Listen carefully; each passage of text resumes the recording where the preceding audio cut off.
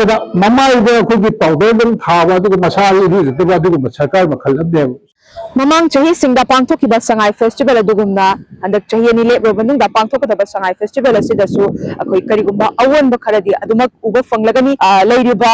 IDP singoina tonganba event khudong chaba kaya ama piraga su pangthokadabi tongan event kaya ga pangthokadabi Sangai festival asida lamdamasa leiriba miyamnasu adumak mideng tabiraga koi saruk yabiu haiba wafam si thamjaraga koi hariba leina ki maikai digi department singi maikai digi koi karam ba mafam da pangthokani amadi punna store kya famgani aduga kari event puthokani habigi matangda haujik maki ona pau phanganba leitrabasu koi matam se numit 10 ni khakta ngai silaklabani November gi 19 dagi haugadaribana athubu matamda thadorakani habigi thajabasu lei Sangai festival pangthokpaje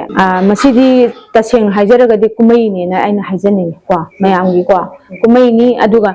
अखोई तसेंग हारकांदा अखोइना हौजिक वारगा हौजिक लैरिबा अकांपासिदा लैरिजे अखोइना लैरिबा अकांपासिदा लैजे पाथि कोमची मरक वारिमदा को अखोइना सिंगदोकचरगा मी लैबगी मोंगदा लैजबगी वानी अदुगा तसेंग हारकांदादि अखोइजे चंगनबा हाना सिंबिनबा सरकारना अमा खनबिरबा मतुंगदा Sangai festival दुदि चामरक पांगथोकपा याब्राना खंजय कोन tourism की centre में होता है मिजाम लाकड़ी चटकदेनी और इसलिए अकब नंबर जगह में फाजिल पुंजुला थमगा टूरिज्म फेस्टिवल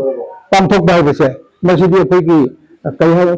हाइरिबा हंदक चही की पांथोकदरिबा संगाई फेस्टिवल असिदा यानिंगदबा अमदी तोंगान छात्र संस्थान IDP सिंगी अमदी ऑर्गेनाइजेशन तोंगान ऑर्गेनाइजेशन सिंगी माइकैदगी संगाई फेस्टिवल असि पांथोक पिदनबा बोयकॉट तोबगी वाफम सु लैखिबनी अदुबो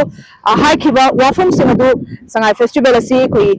थिंगदरिबा बोयकॉट तोखिबा वाफम अदुमक कोई मखा ताबदी निमित अदु थोगलप मतमदा अखोई मयाम पुना अदुमक खंगमिनसी हजु फबगेनदी संगाई फेस्टिवल असि पांथोकनमदी अदुमक सेम सारी फिरमसे के मतंग वीडियो जर्नलिस्ट लेनगान लोनना पाउदम जरीबी सना हेमाम इलिट न्यूज हप्ता कंजेबो।